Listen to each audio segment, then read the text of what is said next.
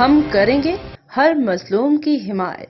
السلام علیکم ناظرین، میں ہوں حورین فاطمہ اور آپ دیکھ رہے ہیں حمایتی نیوز HD چینل۔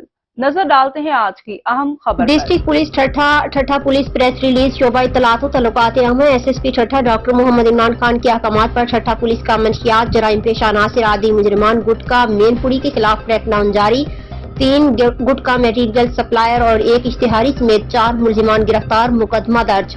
25 کلو گٹکا میٹیریل، 72 ساشے تمباکو پتی، 200 پیکٹ گٹکا ماوا اور 1 رکشہ برآمد۔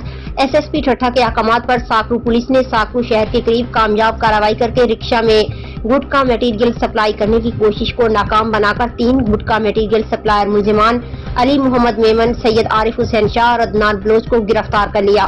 پولیس نے رکشہ کو حراست میں لے کر 25 کلو گٹکا میٹیریل، 72 ساشے تمباکو پتی، 200 پیکٹ گٹکا ماوا برآمد کر کے ملزم کے خلاف تھانہ ساکرو پر گٹکا ایکٹ کے تحت مقدمہ درج کر دیا۔ دوسری جانب گاڑھو پولیس نے بائی پاس روڈ گاڑھو پر کارروائی کر کے کورٹ کی جانب سے تھانہ گاڑھو پر قتل اور اقدام قتل کے مقدمات میں مطلوب اشتہاری ملزم قرار دیا گیا۔ محمد قاسم ولد نتھو ملاح کو گرفتار کر لیا۔ ترجمان ٹھٹھہ پولیس ظہیر عباس کی رپورٹ۔